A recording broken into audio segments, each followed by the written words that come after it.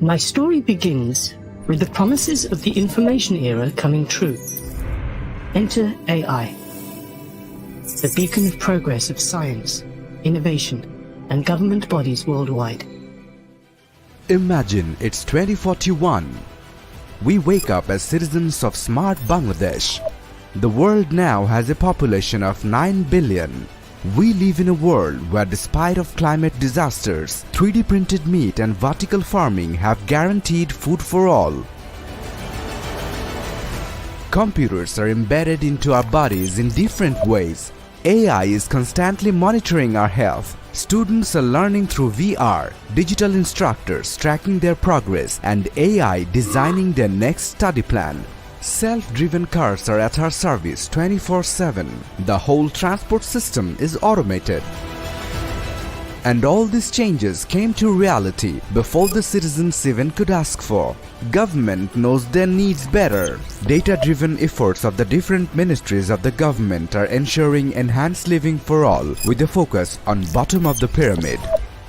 আমরা তাকাবো এমন এক পৃথিবীর দিকে যেখানে বিশ্বের সকল সম্পদ ও কারিগরি জ্ঞানের সুষ্ঠু বন্টন দ্বারা এমন কল্যাণের দ্বার খুলে দেওয়া যাবে যেখানে প্রত্যেক মানুষ সুখী ও সম্মানজনক জীবনের ন্যূনতম নিশ্চয়তা লাভ করবে।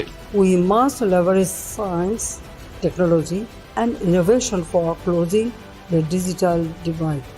We need whole of the world approach now. More than 100 least developed countries and middle-income countries are following Bangladesh's development model. Doesn't it sound like a science fiction? Today's digital Bangladesh also seemed like science fiction in 2008. But we all, the dreamers and doers, made it happen. Everything that we have done so far has been planned by us, by the government of Bangladesh. Find your own innovations. Find new technologies. Don't imitate, innovate. On this road to 2041, Bangladesh has responsibilities towards the global village. We will build the road together towards tomorrow.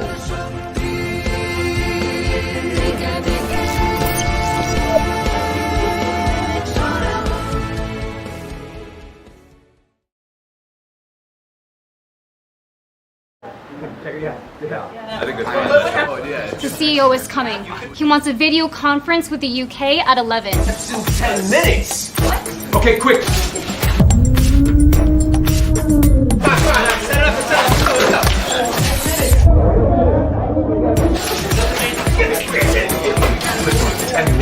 Then have a connection.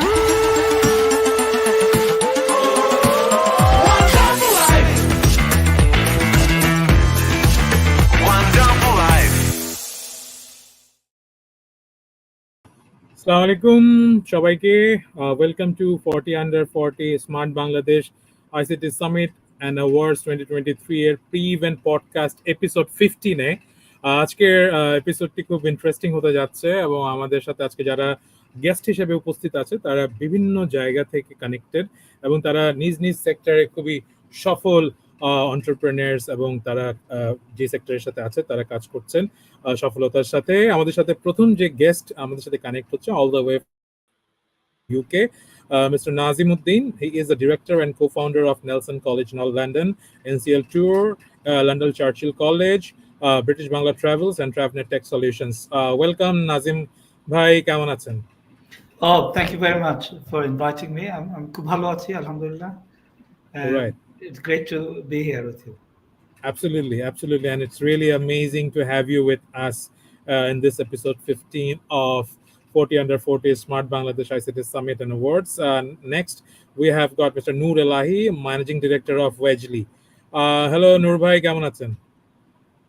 All good, Fad bhai. Thank you very much for the invitation and good to see you after a long time.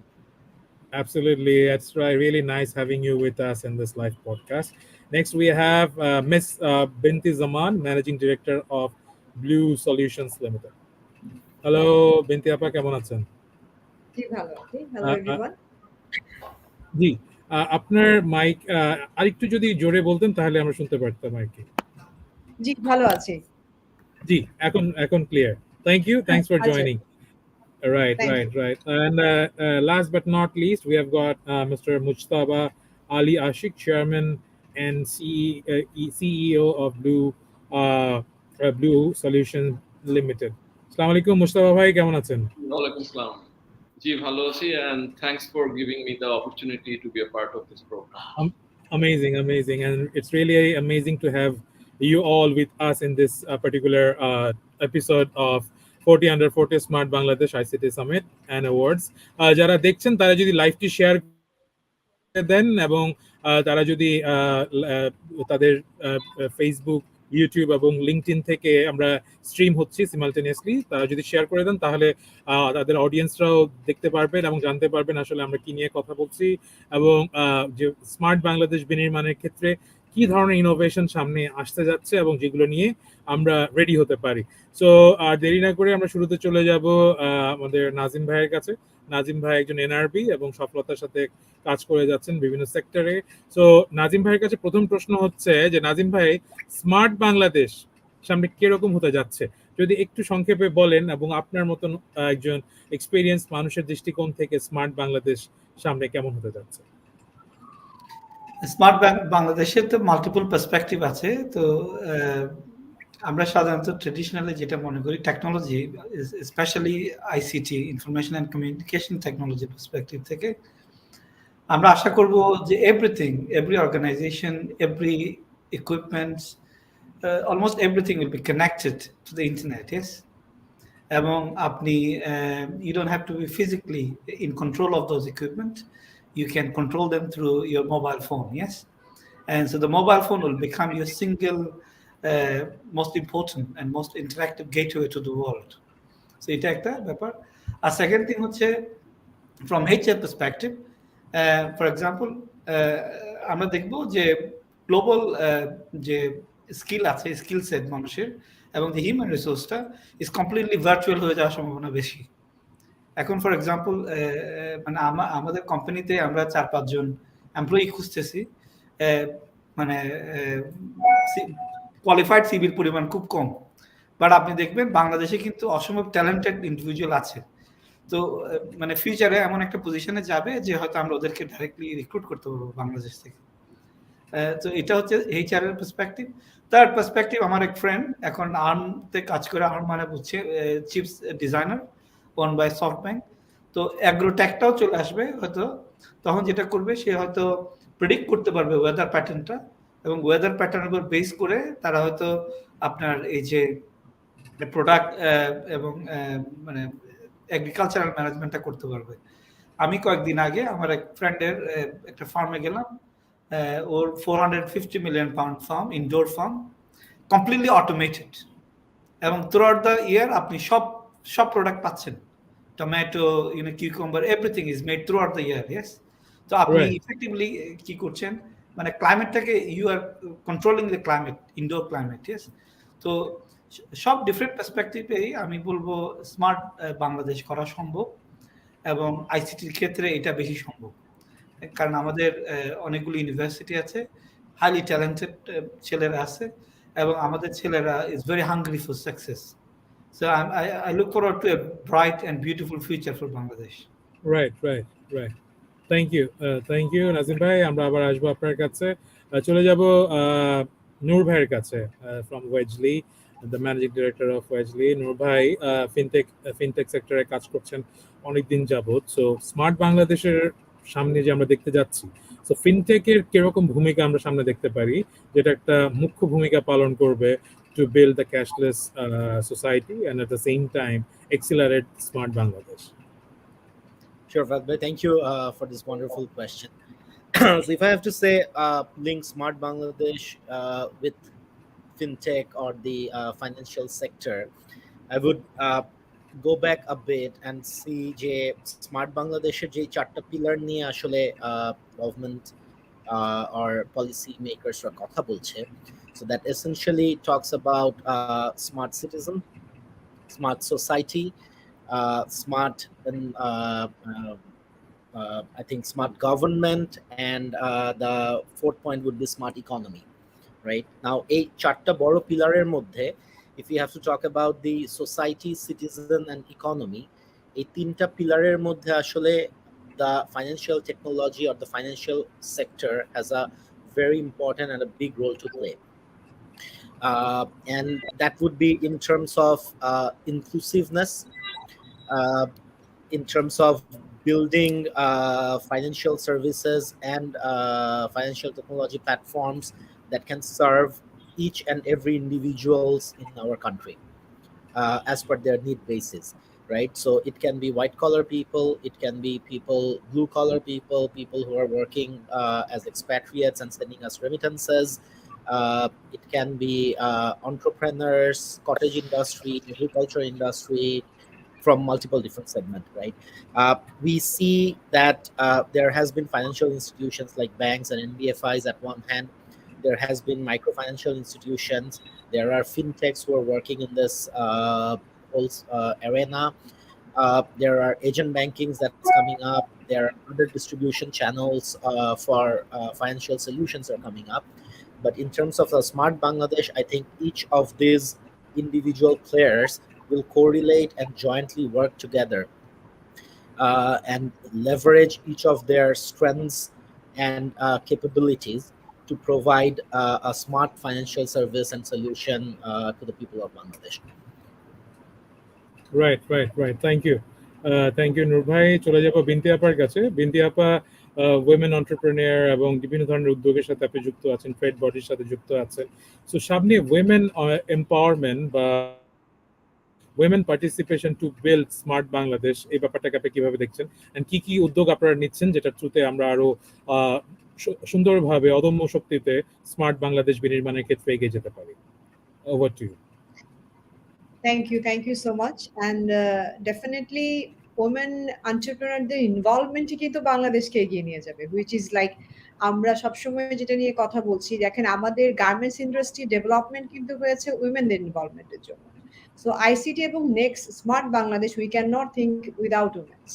So ওদের progress এবং মেয়েদের এগিয়ে যাওয়া, এখন বাংলাদেশের মেয়েদের এগিয়ে যাওয়া নিয়ে কিন্তু আমাদের পার্শ্ববর্তী যে কোনো দেশই বেশ ঈর্ষান্বিত। তার পিছনে রিজন হচ্ছে মেয়েরা কিন্তু আসলে সবগুলো সেক্টরেই খুব সমানভাবে ছেলেদের মতো এগিয়ে যাচ্ছে। এবং আমাদের গভর্নমেন্টও কিন্তু, আমরা যেসব ট্রেড বডির কথা বলেন, গভর্নমেন্ট অর্গানাইজেশনের কথা বলেন, তারা কিন্তু হেভিলি উমেনদের এগিয়ে নিয়ে যাওয়ার জন্য এর পেছনে অনেক কাজ করছেন। স্পেশালি যদি আপনি আইসিটি সেক্টরে দেখেন, আমরা যদি আউটসোর্সিং সেক্টরটাকে কেন গার্মেন্টস গ্রো করেছে, বিকজ মেয়েরা খুব কমফোর্টেবল ওয়েতে গার্মেন্টসে ইনভলভ হতে পেরেছে। ওয়ারেজ আউটসোর্সিং এ যদি আমরা মেয়েদেরকে বাসা থেকে কাজ করার সুযোগ করে দিতে পারি, এই যে আমাদের পুরো নেশনের যে হাফ উইমেন, তারা যদি আসলে পুরোপুরি এই স্মার্ট বাংলাদেশ গড়ে তোলার জন্য তারা নিজেদের মতো করে নিজেদের এনভায়রনমেন্টে বসে কাজ করতে পারে, তাহলে আমি তো দেখছি যে বাংলাদেশ আসলে 10-20 বছর পরে খুবই স্ট্রং একটা জায়গায় চলে যাবে। এবং এটা আসলে এখন আমরা যে ভিশনগুলো নিয়ে কথা বলছি, সেখানে আমাদের আসলে অনেক অবস্টেকলস আছে, অনেক হার্ডেলস আছে, বাট আমরা যে টার্গেটটা নিয়ে কথা বলছি, আমাদের গভর্নমেন্ট যে টার্গেট নিয়ে কথা বলছে, সেখানে যদি আমরা 100% না হোক, অ্যাটলিস্ট 60-70% আমাদের ওমেন ইনভলভমেন্ট আমরা রাখতে পারি in every sector, then definitely smart বাংলাদেশের যে ভিশন আমরা করছি সেটার চাইতে আরো অনেক ভালো রেজাল্ট আসলে আমরা পাবো। এন্ড আমরা যেখানেই কাজ করি, আইসিটি হোক, স্মার্ট বাংলাদেশ আসলে এই টপিকটা কভার করে সবকিছুর ডেভেলপমেন্টকে। লাইক আপনি এগ্রিকালচার বলেন, আপনি এডুকেশন বলেন, আপনি হসপিটালিটি বলেন, আপনি সার্ভিস ইন্ডাস্ট্রি বলেন, ইভেন ম্যানুফ্যাকচারিং ইন্ডাস্ট্রিতে, সব জায়গাতেই কিন্তু ওমেনদের কন্ট্রিবিউশন এখন অনেক বেশি বাড়ছে। এবং ওমেনরা কিন্তু অনেক ডিফিকাল্ট টাস্ক এখন করছে। আগে যেমন কিছু গদবাধা বিষয় যেগুলো ছিল অনেক আগে, সেটা কিন্তু নেই। এখন তারা খুব সিলেক্টিভলি, খুব চ্যালেঞ্জিং যে কাজগুলো আছে, ওমেনরা সেটা নিয়ে এগিয়ে যাচ্ছে। ইভেন আমাদের আইসিটি সেক্টরে কিন্তু আমার অনেক সিগনিফিকেন্ট ক্যারেক্টার আছে যারা আসলে আপনার হচ্ছে অনেক নিউ ভেঞ্চার নিয়ে কাজ করছে এবং খুব সাকসেসফুলি কাজ করছে। সো আমি আশা করি যে আমি নিজেও যেহেতু উইমেন এন্টারপ্রেনার এবং অনেক অ্যাক্টিভিটিসের সাথে ইনভলভ আছি, এবং স্মার্ট বাংলাদেশের ফিউচার আসলে without women is not possible. And I am very much hoping for that যে উইমেন আমাদের পার্সেন্টেজ এবং পার্টিসিপেন্ট অনেক বেশি পরিমাণে বাড়বে। Thank you everyone.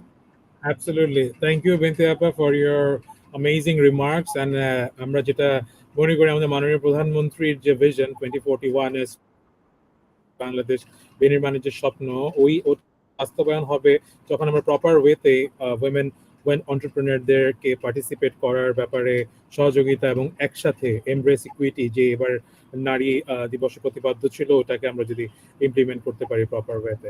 So thank you. চলে যাচ্ছি আবার আমাদের নেক্সট স্পিকার মুস্তাফা আলী ভাইয়ের কাছে to know more about his initiative, যে ইনিশিয়েটিভগুলো আসলে আমাদের সমষ্টিগতভাবে স্মার্ট বাংলাদেশ বিনির্মাণের ক্ষেত্রে একটা বড় ভূমিকা পালন করছে।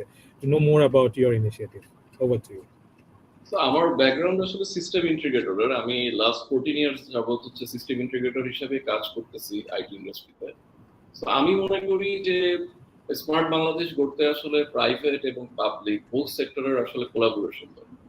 আমরা যদি দেখি যে প্রাইভেট সেক্টরে স্পেশালি ব্যাংকিং ইন্ডাস্ট্রি হোক, আমাদের এডুকেশনে যারা আছে বা ম্যানুফ্যাকচারিং, তাদের মধ্যে থেকে অনেক আগে থেকেই তাদের ডিজিটালাইজেশন হোক বা স্মার্ট অটোমেশন হোক এই জিনিসগুলো শুরু হয়ে গেছে। কিন্তু লাস্ট 5 to 6 ইয়ার্সে গভর্নমেন্ট ম্যাসিভ ডেভেলপমেন্ট করছে হচ্ছে টেকনোলজিক্যাল ইনফ্রাস্ট্রাকচার ডেভেলপমেন্ট। তা আমি মনে করি যে এই ডেভেলপমেন্টকে সামনে আরো পারফেক্টলি ইম্প্রোভাইজ করার জন্য এটার সাস্টেনেবল গ্রোথ ধরে রাখতে হবে, এইটার যে মেইনটেনেন্স কিংবা সেটার যে সাপোর্ট সিস্টেম সেটা ধরে রাখতে হবে। আমরা যদি আজকে তাকাই যে বাংলাদেশে আমরা টিয়ার 4 ডেটা সেন্টার এস্টাবলিশ করতে পেরেছি, আমরা লার্জ নেটওয়ার্ক ইনফ্রাস্ট্রাকচার ডেভেলপমেন্টে এগিয়ে আছি, সাইবার সিকিউরিটিতে আমাদের দেশের পজিশন আজকে এন্টায়ার ওয়ার্ল্ডের মধ্যে 33 পজিশনে আছে। তো ইচ এন্ড এভরি সেক্টরে কিন্তু বেশ ভালো একটা পজিটিভ মুভমেন্ট হয়েছে। তো আমি মনে করি যেটা যে সামনের দিনগুলোতে আসলে গভর্নমেন্টকে মোর ফোকাস করা উচিত হচ্ছে পলিসির দিকে এবং গভর্নেন্সের দিকে। পলিসি বা গভর্নেন্সের দিকে যদি আসলে গভর্নমেন্ট ফোকাস করে, আমি মনে করি যে স্মার্ট বাংলাদেশ যেটা আমরা আশা করতেছি যে বাই 2041 এর দিকে হবে, সেটা আরো আগে সেই জিনিসটা আমরা এস্টাবলিশ করতে পারবো। Right right right thank you Mustafa ভাই ফর ইউর কাইন্ড রিমার্কস।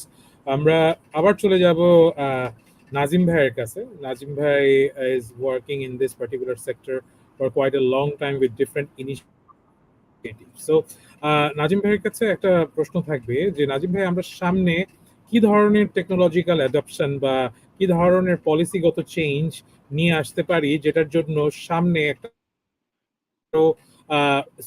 বড় ভূমিকা পালন করবে, যে স্ট্র্যাটেজিগুলো, কোন ধরনের স্ট্র্যাটেজিগুলো আপনি মনে করেন that can be very impactful in coming days? Nazim ভাই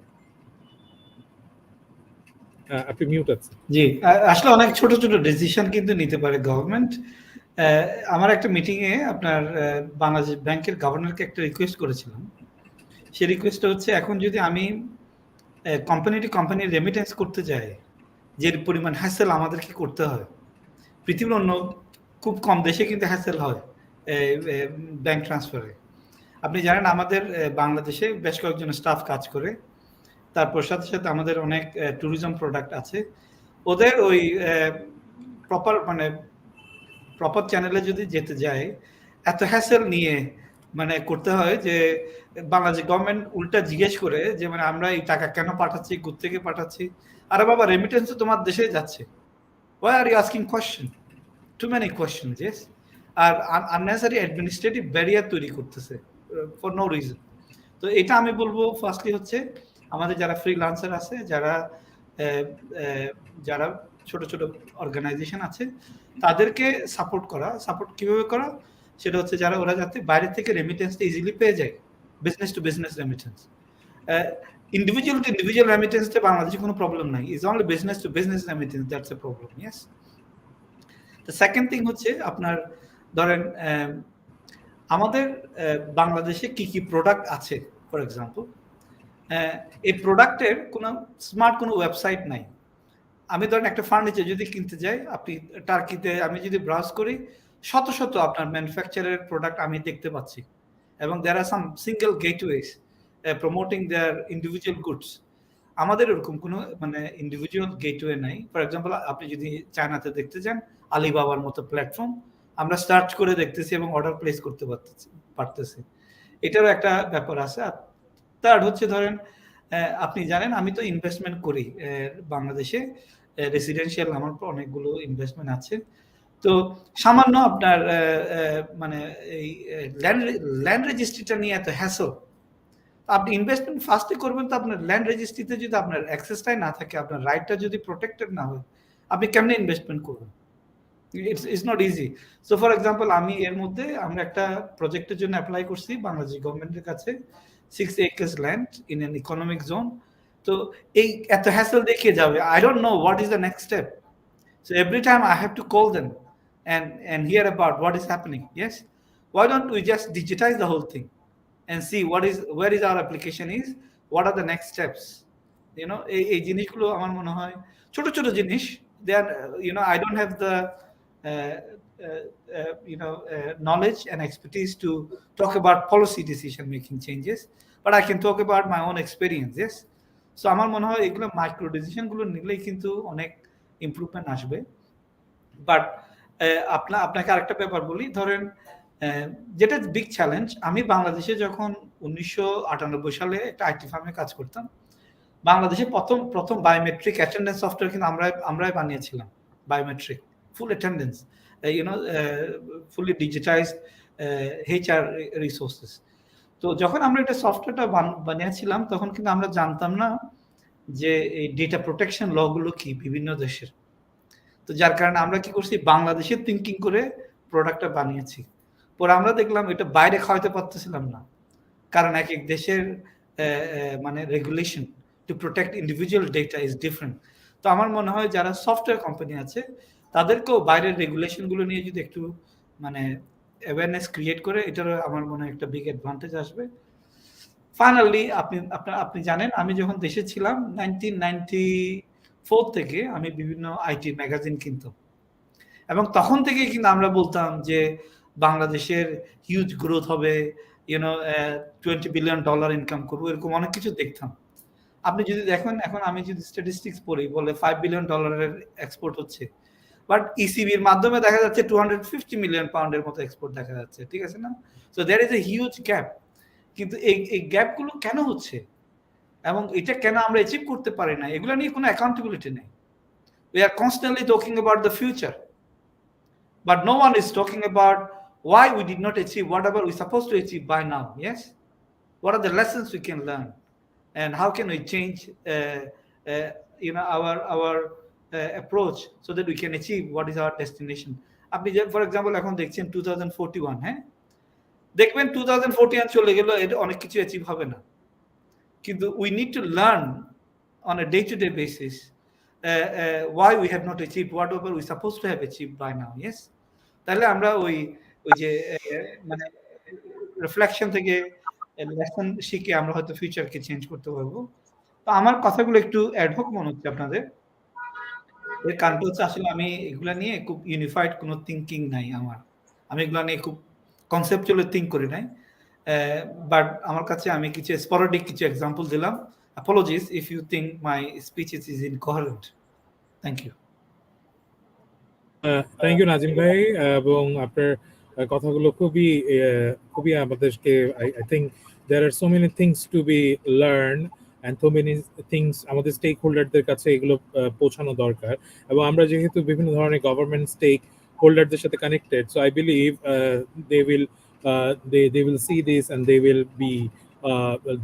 will talk about this strategies internally in different meetings. So আবার চলে যাচ্ছি আবার নূর ভাইয়ের কাছে। নূর ভাই ওয়েজলি নিয়ে কাজ করছে, ওয়েজলির managing director.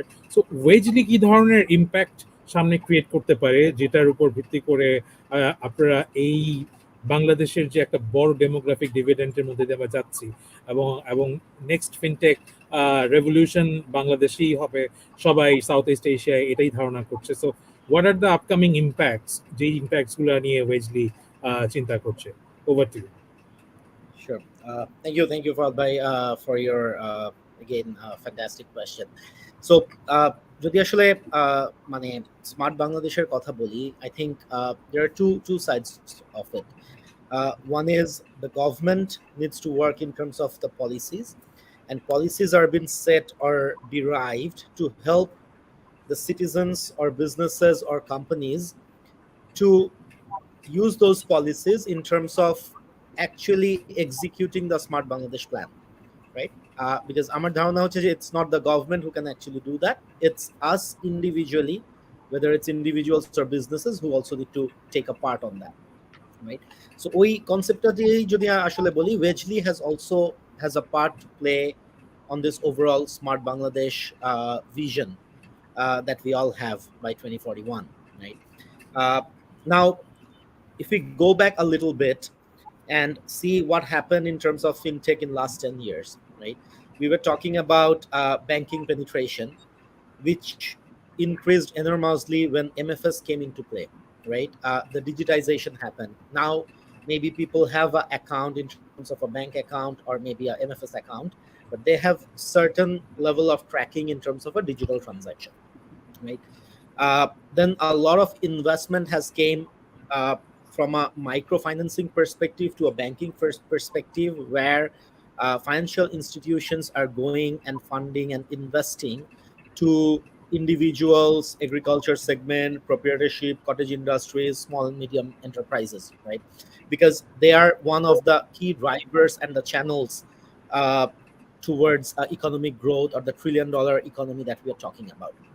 Now, in this whole framework where Wedgely fits in and where we are basically trying to work with, see, for example, I'm a white collar employee, okay, and I have been working in Bangladesh as a white collar employee for, let's say, close to 16, 17 years now, and I have got a lot of financial services being a white collar salaried employee. It might be credit cards, saving solutions, auto loans, personal loans, insurances, many kind of activities, right? But there is a market or a segment of people who are majorly the blue collars, skilled, semi-skilled, unskilled workers or labor force in our country, who probably earns something between 8,000 to 25,000 taka a month. And that segment would be close to 35 million to 40 million people in Bangladesh, right? But there is no financial institutions who are basically focusing on this particular segment. Financial institutions, I will not question them, because for them it might not have a direct return on investment to go and provide a financial solution to someone who has a salary of 10,000 taka. And this is exactly where Wedgely comes into place.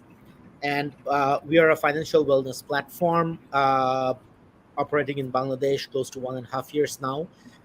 And we provide a service where we help the blue collar workers or people from the lower and middle salary segment to get different financial services through our platform by connecting with different financial institutions. This is one thing, and the major penetration that we are doing, and we are seeing a fantastic success across for Wedgely, is through a solution that we call Earned Wedge Access. Now, in terms of, if we talk about a Smart Bangladesh, today, for us, everything is on demand. I can get food on demand whenever I need. I can send money to someone whenever there is a demand. I can order for a car. I can get everything handy, right? But if you see, for a blue collar worker who lives paycheck to paycheck, he doesn't have any kind of savings. In middle of the month, if he needs a certain money, he cannot get his salary on demand. He actually needs to wait for his salary till the end of the month for his employer to pay. So Wedgely currently is working through a solution where we partner with the companies, and through the companies, their employees can get access to their salaries real time, without being, without them waiting till the end of the month to get their salary. So if I work for 5 days, I need some fund for any emergency or for bill payments, groceries purchase, etc. I can real time get my salaries whenever it's needed. So this is a solution that we are currently working with. But in future, we want to bring in other holistical services like insurance, credit products, deposit products, by partnering with financial institutions, but majorly serve this lower and middle wage segment and be a holistic platform for them, which is not been touched by financial institutions as there. And we believe that we have a lot to play through this segment on the Smart Bangladesh journey. Right, thank you Noor ভাই। চলে যাবো আবার বিনতি আপার কাছে। বিনতি আপা, সামনে কি কি ইনিশিয়েটিভ আপনারা নিচ্ছেন to empower women and at the same time to build our smart Bangladesh in coming days? Yes. Okay, thank you. আমরা আমাদের সেক্টর থেকে ডেফিনেটলি আমার যে সেক্টর সেটা হচ্ছে আমরা আসলে কাজ করছি অটোমোবাইল সেক্টর, ইলেকট্রনিক্স এবং আইটি কম্বিনেশনে। সো আমি যদি ফার্স্টে দেখি যে আমাদের নেক্সট ফেজটা হচ্ছে automobile sector, is electric vehicle is coming, which is a very smart technology. Bangladesh আমাদের খুব ভেরি সুন আমরা এটা অ্যাডাপ্ট করতে যাচ্ছি। এই জায়গাগুলোতে আমি একটা ইউনিভার্সিটির অ্যাডভাইজারি বোর্ডে আছি। সো আমরা যেটা করছি সেটা হচ্ছে যে এই ইলেকট্রিক ভেহিকেল কামিং টেকনোলজি নিয়ে যাতে করে প্রফেশনালস ক্রিয়েট করা যায়, নট অনলি দ্য ছেলেদেরকে, মেয়েদেরকেও যেন এই টেকনোলজি নিয়ে এবং এই ইন্ডাস্ট্রিতে ইনভলভ করা যায়, সেটা নিয়ে আমরা একটা কোর্স প্ল্যানও করছি। সো দ্যাট আমরা যাতে হচ্ছে যে নেক্সট যে ইন্ডাস্ট্রি আসছে ইলেকট্রিক ভেহিকেল, ইলেকট্রিকের উপর বেস করে যেসব টেকনোলজিগুলো আসছে সেগুলোর উপরে মেয়েরাও যেন ইনভলভ হতে পারে। আমি ইউজুয়ালি এখন যেটা দেখি যে আপনার বেসিক্যালি ইভেন ইন আমাদের আইটিতে আমরা যেটা করছি, আমাদের অর্গানাইজেশন থেকে আমরা বেশ কিছু ট্রেনিং অ্যারেঞ্জ করি, যেখানে আসলে আমরা মেয়েদেরকে ইনভলভ করি যে আসলে ওরা যেন আইটি রিলেটেড যে কোর্সগুলো আছে, ট্রেনিংগুলো আছে, সেগুলো অনেক বেশি পরিমাণে করে এবং ওরা যেন ইনভলভ হয় এই ইন্ডাস্ট্রিতে। মোরওভার এই ইন্ডাস্ট্রিগুলোতে আমরা দেখি ছেলেদের ইনভলভমেন্টটা অনেক বেশি থাকে এবং মেয়েদের ক্ষেত্রে দেখা যাচ্ছে যে ওরা মোরওভার একটু ইজিয়েস্ট ওয়ার্ক যেগুলো আছে, নন টেকনিক্যাল ওয়ার্ক যেগুলো আছে, সেগুলোর ব্যাপারে আসলে ইন্টারেস্টেড বেশি থাকে। তো আমরা যেটা করছি আমাদের সেক্টর থেকে, ইন্ডিভিজুয়ালি যদি আপনি আমার কথা বলেন, তাহলে আমি চেষ্টা করি আমার সারাউন্ডিংসে যারা আছেন, আমার কলিগস, আমার ফ্রেন্ডস এবং আমার অ্যাসোসিয়েশন এবং যারা আছেন, যেখানেই যান সেখানে আমরা চেষ্টা করি আসলে টেকনিক্যাল নলেজগুলো মেয়েদের মধ্যে কিভাবে বাড়ানো যায় সেটা খুব বেশি ইম্পর্টেন্ট। এবং অবশ্যই আমরা ছেলেদেরকে পাচ্ছি, ছেলেদেরকে দিয়ে আমাদের রিসোর্স ক্রিয়েট হচ্ছে, সেটা ঠিক আছে। সেটার পাশাপাশি যদি মেয়েদেরকে আমরা রাখতে না পারি তাহলে কিন্তু ইনভলভমেন্টটা ইকুয়ালি সব সেক্টরে আসলে আসবে না। তখন কিন্তু আলটিমেটলি মেয়েরা কিছু সেক্টরে বেশি পরিমাণে ইনভলভ হবে, যেখানে আসলে আমাদের আলটিমেট গোল এবং রেজাল্ট যেটা হচ্ছে আমাদের বাংলাদেশকে এগিয়ে নিয়ে যাও, সেটা কিন্তু আসলে আমরা পিছিয়ে যাব। তো এই জন্য আসলে আমরা ট্রাই করি আমাদের সব জায়গাগুলো থেকে যে আসলে যেসব জায়গাগুলো মোর technical, more actually involvement of technology, more involvement of like new practices and everything, সেখানে আমরা চেষ্টা করি যে ওমেনদেরকে ইনভলভ করার জন্য, এবং সেটা আমাদের অফিস হোক, আমাদের বিভিন্ন প্রজেক্ট হোক, আমাদের ট্রেনিং সেশনগুলো হোক, সেগুলোতে আমরা সেটা ট্রাই করছি। So this is the thing we do. And আপনি যদি বলেন ফিউচারে মেয়েরা কি করবে, যেমন এখনো মেয়েদের ক্ষেত্রে আমরা যেটা দেখি যে আমরা মেয়েদের রিলেটেড অনেক সফটওয়্যার অ্যাপস এগুলো এসছে এবং ওদেরকে সাপোর্ট দেওয়ার জন্য এসছে, লাইক নারীদের ডেভেলপমেন্টের জন্য এসছে, নারীদেরকে নিয়ে বিভিন্ন গভর্নমেন্ট অর্গানাইজেশনও কাজ করছে, প্রাইভেট অর্গানাইজেশনও কাজ করছে। সো ওনাদের আসলে একটু মোর স্মার্ট টপিকগুলোকে নিয়ে মেয়েদেরকে নিয়ে কাজ করা উচিত, তাহলে বোধহয় মেয়েদের ইনভলভমেন্ট আরো অনেক বেশি বাড়বে। এবং আমার জায়গা থেকে যেহেতু আমি অ্যাজ এ ওমেন, আমরা ওমেন সেন্ট্রিক যে ইন্ডাস্ট্রিগুলো আছে সেগুলোতে আমি নাই, আমি একেবারে ডিফারেন্ট সেক্টরগুলোতে আছি। তো আমি আশা করি আমাকে দেখে অন্যান্য মেয়েরা যারা আছে তারাও আসলে এই ধরনের টাফ সেক্টরগুলো নিয়ে কাজ করবে ইন ফিউচারে। Thank you. থ্যাংক ইউ বিনতি আপা। আবার চলে যাব আমাদের নেক্সট প্যানেলিস্ট মিস্টার মুস্তাফা আলীর কাছে। মুস্তাফা ভাই, আমরা যেহেতু সামনে দেখছি যে রিস্কিলিং বা স্কিল ডেভেলপমেন্ট এবং যারা তরুণ, যে শিক্ষিত বেকারের যে সংখ্যাটা বাড়ছে, এবং নাজিম ভাই বললো যে লাইক প্রপার ওয়েতে আমরা যাদেরকে খুঁজছি তাদেরকে পাচ্ছি না, এবং যারা আসলে তরুণ তারাও চাকরি খুঁজে পাচ্ছে না। সো এই ধরনের গ্যাপটাকে মিনিমাইজ করার জন্য কি ধরনের স্কিল ডেভেলপমেন্ট আমাদের তরুণরা করতে পারে? At the same time industry academia কোলাবোরেশনের ব্যাপারে আপনার কি মনে হয়? সো ওভারঅল যদি একটা বিষয় আপনার একটা ভিউ পাওয়া যেত মুস্তাফা ভাই। আসলে আমি মনে করি যে যদি আমরা আসলে স্কিল রিসোর্স যদি আসলে খুঁজতে চাই, মানে শুধুমাত্র হুট করে একটা 3 মান্থের ট্রেনিং আমরা বিভিন্ন সময় দেখি যে 2 মাসে সিসিএনএ করায় দিচ্ছে, 1 মাসে লিনাক্স কমপ্লিট করায় দিচ্ছে ট্রেনিং সার্টিফিকেশন। তো এই জাতীয় ট্রেনিং দিয়ে আসলে হুট করে স্কিল ডেভেলপ করা যায় না। আমি যদি আসলে স্কিল রিসোর্স ডেভেলপ করতে চাই, সেটা আমাকে আসলে শুরু করতে হবে এডুকেশন। একটা যে কোনো একটা ক্যান্ডিডেটের বা যে কোনো একটা পার্সনের তার এডুকেশন যেখান থেকে শুরু হয় সেখান থেকে আমাদের আসলে কারিকুলামই আসলে কাজ করতে হবে। আমরা যদি আমাদের পাশের দেশ ইন্ডিয়াকে দেখি বা চায়নাতে দেখি, আপনি সেক্ষেত্রে দেখতে পারবেন যে তাদের কিন্তু educational curriculum completely different. It's more practical, I mean মানে রাদার দেন ধরেন কনটেক্সট বেসড কারিকুলামের থেকে। তো আমাদের মনে হয় যে আমাদের আসলে সেই দিকে ফোকাস করা উচিত, যে স্কুল লেভেল থেকে বা কলেজ লেভেল থেকেই যাতে প্রোগ্রামিং হোক, রোবোটিক্স হোক, এআই হোক, এই জিনিসগুলোর সাথে আসলে পরিচয় করায় দিতে হবে এই জেনারেশনকে। নট আফটার আমার গ্রাজুয়েশন শেষ হলো, মাস্টার শেষ হলো, আফটার দ্যাট আমি একটা কোথাও অফিসে জবে ঢুকলাম অ্যাজ এ ফ্রেশার, দেন সেখানে শিখতে শিখতে বা অনেক সময় এনভায়রনমেন্টও সেরকম ফ্রেন্ডলি বা সাপোর্টিভ হয়ে থাকে না। তো আমার মনে হয় সেদিকটার দিকে আসলে আমাদের মোর ফোকাস করা উচিত। এবং এর পাশাপাশি আমি মনে করি যে আপনার স্মার্ট বাংলাদেশ গড়ার ক্ষেত্রে আসলে আমাদের যেই বিভিন্ন ডিপার্টমেন্ট বা ডিভিশন গুলো এটা নিয়ে কাজ করতেছে, তাদের ভিতরে আসলে কোঅর্ডিনেশন, সমন্বয়ের একটা যোগসূত্র তৈরি করতে হবে। Otherwise is very difficult. As the example আমি আপনাকে বলি, লাইক আমরা যে ধরনের সিস্টেম ইন্টিগ্রেশনের প্রজেক্ট করি, আমাদের বিভিন্ন প্রজেক্টে রাউটার, সুইচ, ফায়ারওয়াল এই জাতীয় প্রোডাক্ট থাকে। আমারই একটা গভর্নমেন্ট কাস্টমার, তার হয়তো delivery deadline last 30 days, within 30 ডেজের মধ্যে আমাকে সেখানে সলিউশনটা প্রোভাইড করতে হবে, প্রজেক্ট ইমপ্লিমেন্ট করতে হবে। বা সেটার জন্য আমার ডিপেন্ডেন্সি থাকে, কিন্তু আমার বিটিআরসি থেকে পারমিশন নিতে হবে রাউটার সুইচের জন্য। বাট সেই পারমিশন যখন আমি প্রসেস করতে যাই, সেই পারমিশন প্রসেস করতে গেলে দেখা যায় যে কখনো 20 দিন, 30 দিন, 40 দিনও লেগে যাচ্ছে। ফাইল কই আছে, কি কন্ডিশনে আছে, কার অ্যাপ্রুভাল লাগবে, so it's become more difficult. কিংবা আমি যদি আমাদের রিসেন্ট একটা প্রজেক্টের কথা বলি, প্রাইম ব্যাংকের ডেটা সেন্টারের কাজ আমার কোম্পানি করতেছে, সেখানে ফায়ার সাপ্রেশন ডিটেকশন এর কাজ আছে। তা আমরা এই প্রোডাক্টটা দেখা গেছে ইউরোপ থেকে ইম্পোর্ট করতেছি। সেটা করার জন্য আমাদের দেখা গেছে বিস্ফোরক অধিদপ্তর থেকে পারমিশন নিতে হবে। বাট বিস্ফোরক অধিদপ্তর থেকে পারমিশন নেওয়ার পরে আমি এলসি ওপেন করতে পারবো, বা আমি সেটাকে কাস্টমসকে ক্লিয়ার করতে পারবো। এখন আমার প্রজেক্ট কমপ্লিশনের আর্জেন্সি আছে, কিন্তু পাশাপাশি দেখা গেছে আমি যদি আসলে আমি যদি পারমিশন পেতে যদি আমার ডিলে হয়ে যায়, তো সেক্ষেত্রে আমি টাইমলি জিনিসটা আসলে ইমপ্লিমেন্ট করতে পারবো।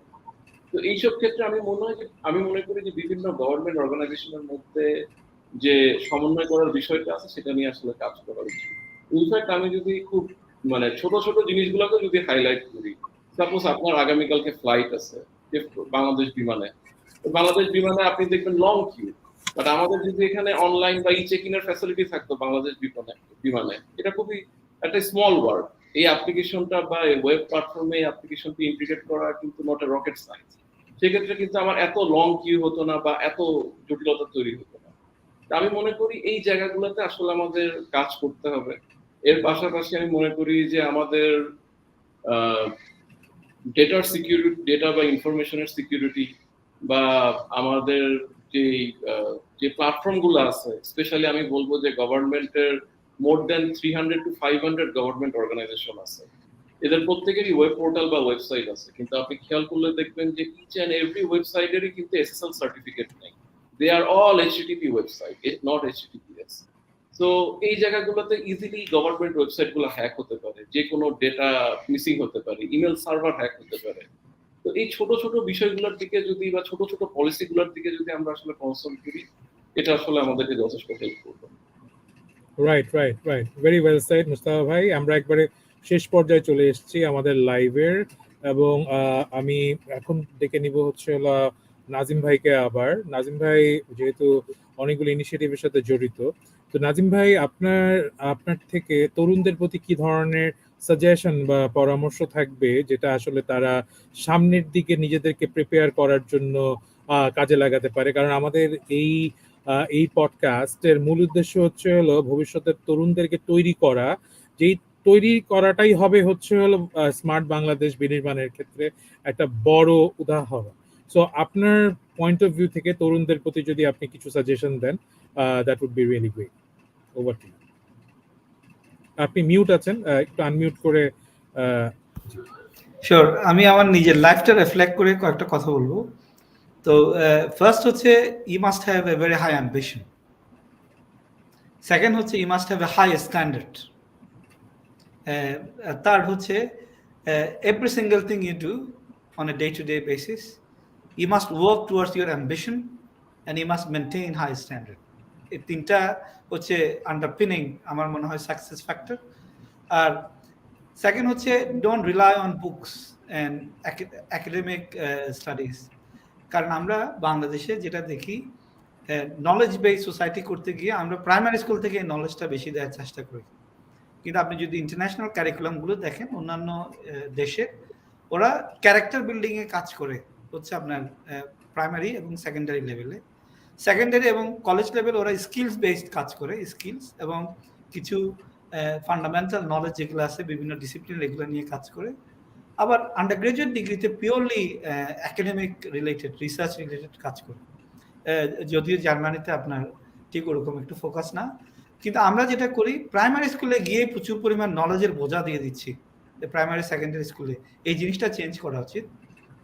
আর সেকেন্ড থিং হচ্ছে এটা অ্যাভয়েড করার জন্য আমি আমার ভাইদেরকে বলবো, বোনদেরকে বলবো, আপনারা বই পড়ার সাথে সাথে ম্যাগাজিন পড়বেন। যে ইন্ডাস্ট্রিতে আপনি কাজ করবেন ওই ইন্ডাস্ট্রির ম্যাগাজিনটা পড়বেন। ফর এক্সাম্পল আমি যখন স্টুডেন্ট ছিলাম আমি 10 টাকা দিয়ে মানে ইন্ডিয়া টুডে ম্যাগাজিন কিনতাম অলওয়েজ, বিজনেস টুডে ইন্ডিয়ান 10 টাকা, তখন অনেক টাকা ছিল অ্যাজ এ স্টুডেন্ট, আমি 90-র কথা বলতেছি, এটা কিনতাম। তারপর আমি আইটির স্টুডেন্ট ছিলাম না, বাট আমি আইটির ম্যাগাজিন কিনতাম সবসময়, একদম 96, 97 প্রত্যেকটা মাসে কিনতাম। তো এটাতে যেটা হয়েছে কি আমি পুরো সেক্টরটা কোন দিকে যাচ্ছে বুঝতে পেরেছি। এখন আপনি যদি দেখেন আমার বিজনেসের লিস্টগুলো দেখবেন, আমি এডুকেশনে আছি, আমি আইটিতে আছি, আমি আপনার প্রপার্টিতে আছি, আমি ধরেন প্রিন্টিং প্রেসে আছি। এর কারণটা হচ্ছে ওই যে বিভিন্ন ম্যাগাজিন থেকে শিখে শিখে যে আইডিয়াটা হয়েছে আমার মধ্যে একটা কনফিডেন্স ডেভেলপ হয়েছে আর কি। আমি বলবো আপনি ইন্ডাস্ট্রি ম্যাগাজিনগুলোর দিকে নজর দিবেন। আর গভর্নমেন্টের ক্ষেত্রে আমি বলবো you must develop a knowledge exchange framework. What is knowledge exchange? Knowledge exchange is research. So research cannot happen unless you work with practitioners, unless you work with industries. So এই দেশে for example আমাদের ইউকেতে এখানে যেটা হয় একটা research excellence framework আছে, government প্রায় 4.5 বিলিয়ন পাউন্ডের মতো টাকা ডোনেট করে ডিস্ট্রিবিউট করে। তার নলেজ এক্সচেঞ্জ ফ্রেমওয়ার্ক আছে। তো নলেজ এক্সচেঞ্জের ফ্রেমওয়ার্ক হচ্ছে ওই ইউনিভার্সিটিকে টাকা দিবে যারা ইন্ডাস্ট্রি থেকে টাকা ইনকাম করবে।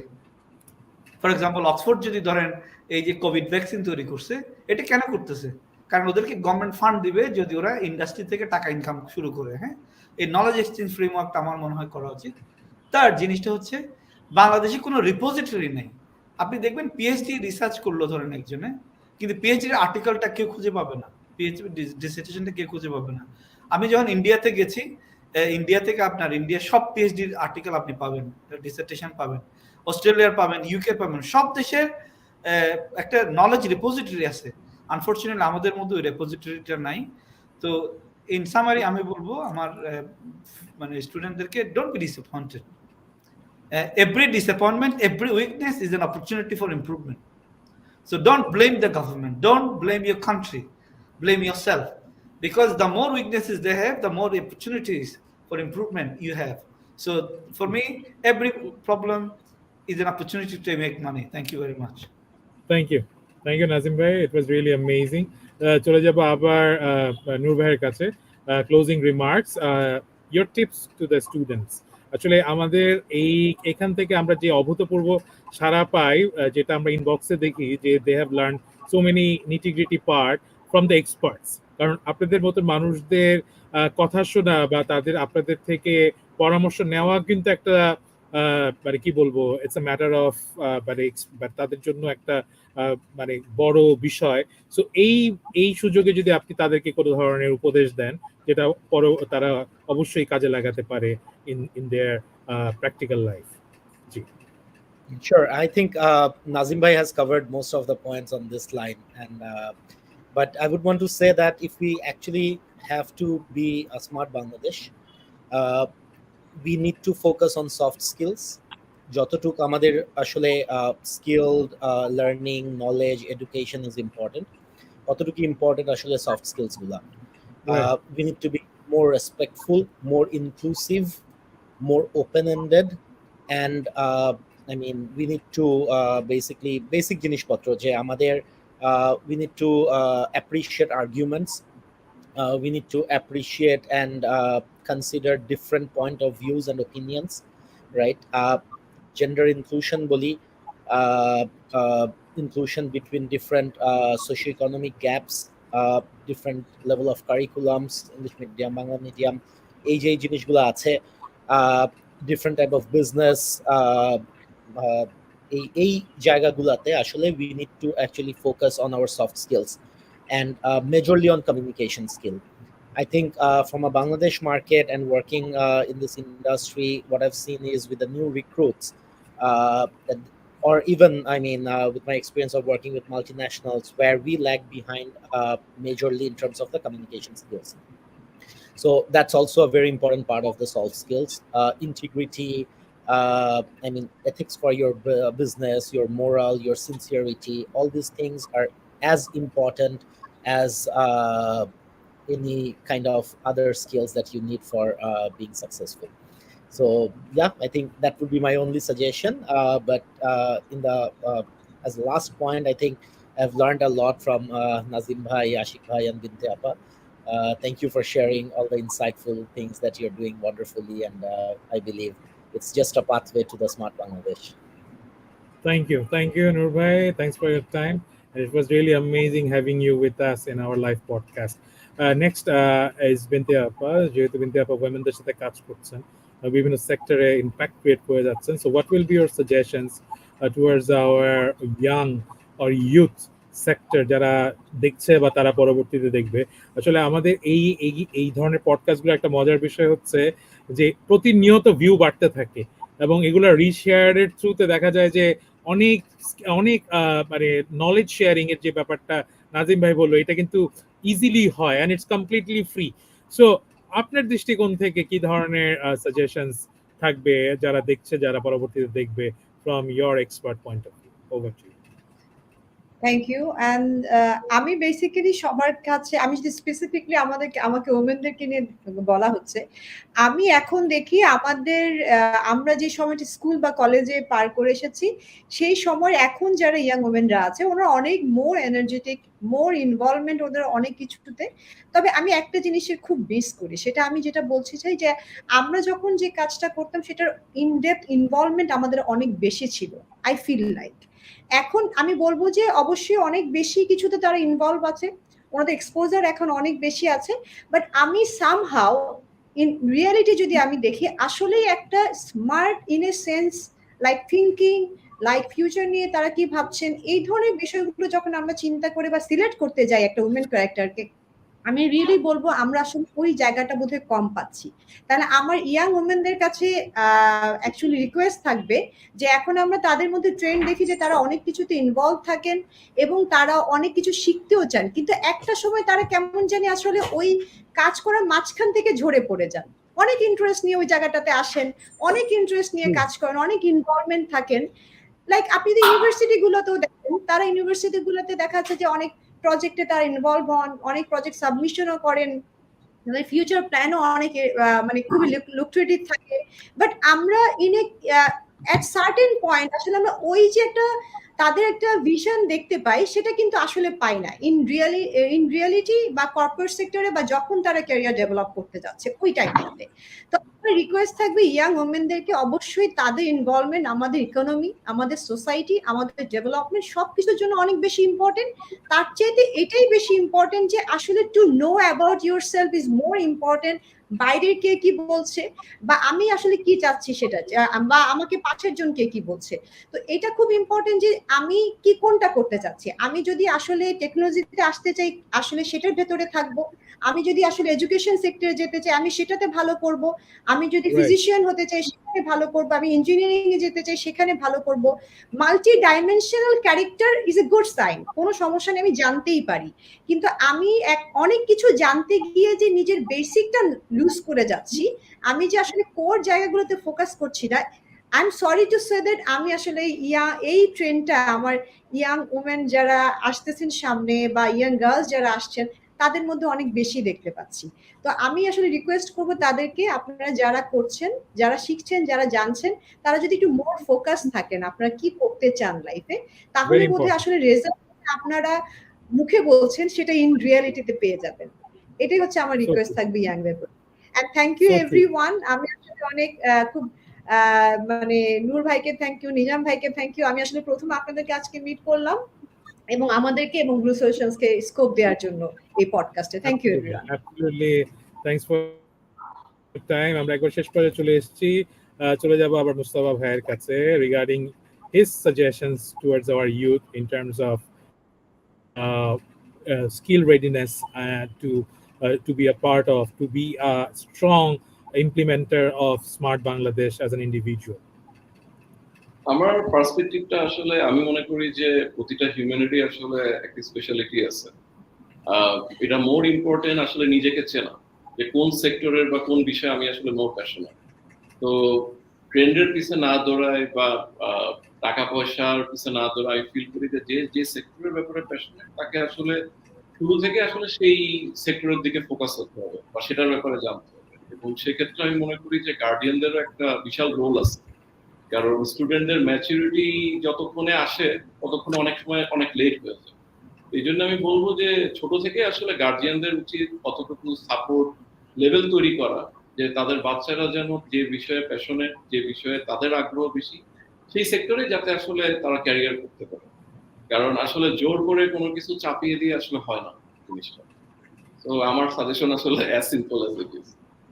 Right right right, thank you. এবং দেখতে দেখতে আজকে অনেক সময় চলে গেল এবং সবার প্রাণবন্ত পার্টিসিপেশনে আমি মনে করি আজকে অনেক কিছু আমরা জানতে পেরেছি। যারা দেখছে, যারা পরবর্তীতে দেখবে, অনেক কিছু জানতে পারবে এই লাইভের থ্রুতে।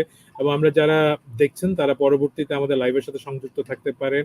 আমাদের ফেসবুক, ইউটিউব এবং লিঙ্কডইনের যে পেজ আছে ওইখান থেকে হাজার হাজার মানুষ এটার সাথে কানেক্ট হয়। এবং আমরা চাই আপনারা শেয়ার করুন, সো দ্যাট আপনার পাশের বন্ধুটি বা আপনার পাশে যে মানুষটি আছে তারা এখান থেকে কিছু শিখতে পারে। আমরা একবার শেষ পর্যায়ে চলে এসেছি। কেউ যদি কোনো কিছু অ্যাড করতে চান সংক্ষেপে, নাজিম ভাই, নূর ভাই, বিনতি আপা বা মুস্তাফা ভাই, ভেরি শর্ট, কেউ যদি কিছু অ্যাড করতে চান।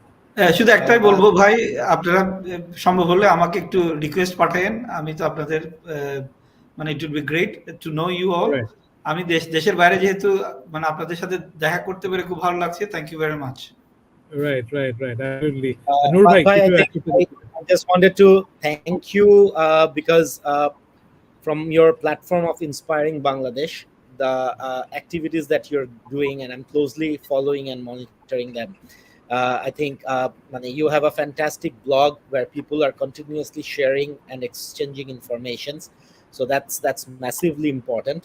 And the way you have connected all these 15 episodes and so many professionals from different industries and conducting this podcast as well as the keynote sessions, it's very inspiring. I think it's one of the largest kind of events that's been going on, and I truly want to congratulate you and thank you for doing that. Thank you, Noor bhai, for your inspiring words. As I've said, আমাদেরকে প্রতিনিয়ত মানুষ request করে যে আমরা কোনো ধরনের recognition system যেন চালু করি। আমরা 5 বছরে এই প্রথমবার শুরু করতে যাচ্ছি, যেটা 40 smart Bangladesh ICT summit and awards, যেটা সামনে অনুষ্ঠিত হতে যাচ্ছে ফিজিক্যালি। জাস্ট এই প্রোগ্রামটার ব্যাপারে মানুষকে জানানোর জন্যই আজকে এই এপিসোডগুলো। 15 এপিসোডে আপনারা জেনে খুশি হবেন 100 ক্রস করে ফেলেছে যারা আমাদের সাথে অলরেডি জয়েন করেছেন অ্যাজ এ গেস্ট। আপনাদের মতন যারা বিভিন্ন সেক্টরে আছেন, 100-র অধিক ইন্ডিভিজুয়াল সিএক্সওস এবং ডিফারেন্ট দেশ এবং দেশের বাইরের মানুষরা যুক্ত হয়েছে এবং মিলিয়নসের উপর আমাদের রিচ অলরেডি 3 সেক্টরে আমরা রিচ করে ফেলেছি। এবং আপনারা জেনে খুশি হবেন আমাদের অলরেডি যে নমিনেশন সাবমিশনের যে প্রক্রিয়া ছিল ওটা শেষ হয়ে গেছে। 500-এর অধিক মানুষ অ্যাপ্লাই করেছে টু গেট নমিনেটেড এবং আমরা ওইখান থেকে বিজ্ঞ জুরি বোর্ডের থ্রুতে উই উইল সিলেক্ট 40। সো আশা করি এটা একটা বড় ইনিশিয়েটিভ হতে যাচ্ছে আমাদের ক্ষুদ্র প্রচেষ্টায়, যেটার সাথে যুক্ত আছে ministry of foreign affairs, A two I, cabinet division, ICT division, UNDP, এবং আমাদের সাথে যুক্ত আছে গ্লোবাল এন্টারপ্রেনারশিপ নেটওয়ার্ক, যেটাকে জেন বলে। গ্লোবাল এন্টারপ্রেনারশিপ উইকে আমরা এটা সেলিব্রেট করতে যাচ্ছি এবং আমাদের সাথে এই টোটাল 40 জনকে ফিচার করা হবে কমনওয়েলথ চেম্বার অফ কমার্স থেকে। সো বাংলাদেশ ডেমোগ্রাফিক ডিভিডেন্ডের মধ্যে দিয়ে যাচ্ছি, যেখানে আমাদের ম্যাক্সিমাম সংখ্যক ইউথ হচ্ছে তরুণ, মানে ম্যাক্সিমাম জনগোষ্ঠী হচ্ছে তরুণ। সো এই ব্যাপারটা সামগ্রিকভাবে বিশ্বব্যাপী ছড়িয়ে দেওয়ার এটা প্রয়াস, যেটা থ্রুতে আমরা স্মার্ট বাংলাদেশ বিনির্মাণের যে প্রক্রিয়ার সাথে যারা সংশ্লিষ্ট আছে, বিনতি আপা আছে, আমাদের নাজিম ভাই আছে, নূর ভাই আছে, আমাদের সাথে মুস্তফা আলী ভাই আছে, এরকম আরো অনেক মানুষ যারা প্রতিনিয়ত যুক্ত হচ্ছে, তাদের এই ইনিশিয়েটিভ গুলো তুলে ধরতে চাই বিশ্বব্যাপী। সো এটাই হচ্ছে আমাদের মূল লক্ষ্য, এবং আশা করি এটার থ্রুতে আপনারা যারা নিরলসভাবে ইম্প্যাক্ট ক্রিয়েট করে যাচ্ছেন আমাদের মাননীয় প্রধানমন্ত্রীর স্বপ্ন বাস্তবায়নের ক্ষেত্রে, এবং আমরা চাই যেন আমরা আমাদের ক্ষুদ্র প্রচেষ্টা সামনের দিকে নিয়ে যেতে পারে স্মার্ট বাংলাদেশ বিনির্মাণের ক্ষেত্রে। এবং আমরা বলতে পারবো যে এখানে আমাদেরও একটু হলেও ইম্প্যাক্ট আছে, বা আমাদেরও একটু হলেও আমাদের কিছু অবদান আছে, যেটার কারণে 2041-এর স্মার্ট বাংলাদেশ আজকে বিনির্মিত হয়েছে। সো অনেক রাত হয়েছে, বিনতি আপা বা মুস্তাফা ভাই যদি কিছু অ্যাড করতে চান, আপনাদের কথা শুনে আমরা আসলে শেষ করে দেব আজকের লাইভটি, এবং আমাদের সামনের এপিসোডে আবার দেখা হবে।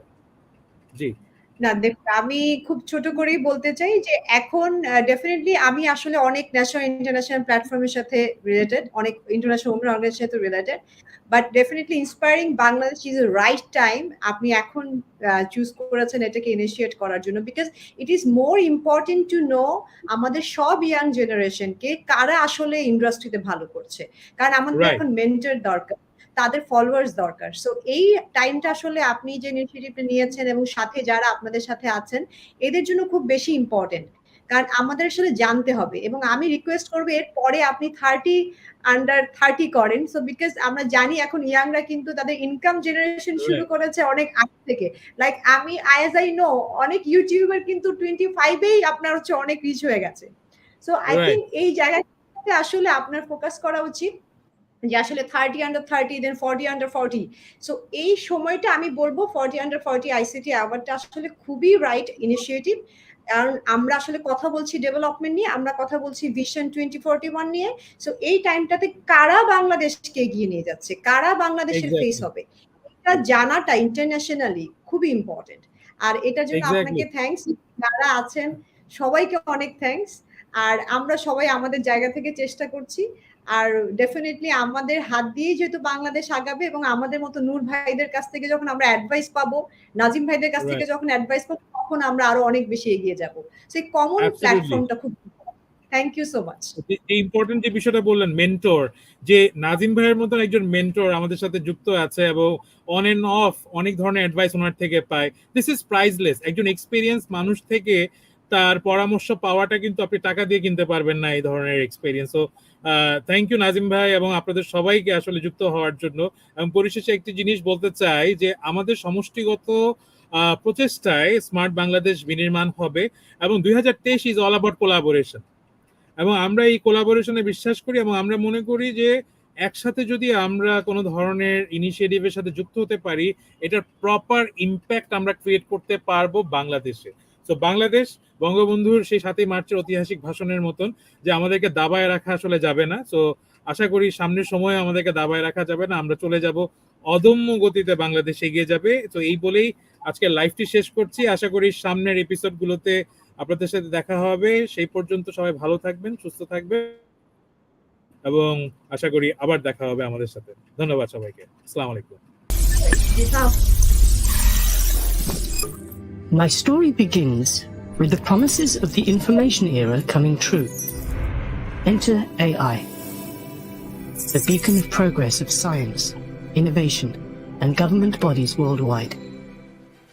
Imagine it's 2041. We wake up as citizens of smart Bangladesh. The world now has a population of 9 billion. We live in a world where, despite of climate disasters, 3D printed meat and vertical farming have guaranteed food for all. Computers are embedded into our bodies in different ways. AI is constantly monitoring our health. Students are learning through VR, digital instructors tracking their progress, and AI designing their next study plan. Self-driven cars are at our service 24/7. The whole transport system is automated. And all these changes came to reality before the citizens even could ask for. Government knows their needs better. Data-driven efforts of the different ministries of the government are ensuring enhanced living for all with a focus on bottom of the pyramid. আমরা তাকাবো এমন এক পৃথিবীর দিকে যেখানে বিশ্বের সকল সম্পদ ও কারিগরি জ্ঞানের সুষ্ঠু বন্টন দ্বারা এমন কল্যাণের দ্বার খুলে দেওয়া যাবে যেখানে প্রত্যেক মানুষ সুখী ও সম্মানজনক জীবনের ন্যূনতম নিশ্চয়তা লাভ করবে। We must leverage science, technology, and innovation for closing the digital divide. We need whole of the world approach now. More than 100 least developed countries and middle-income countries are following Bangladesh's development model. Doesn't it sound like a science fiction? Today's digital Bangladesh also seemed like science fiction in 2008, but we all, the dreamers and doers, made it happen. Everything that we have done so far has been planned by us, by the government of Bangladesh. Find your own innovations, find new technologies. Don't imitate, innovate. On this road to 2041, Bangladesh has responsibilities towards the global village. We will build the road together towards tomorrow.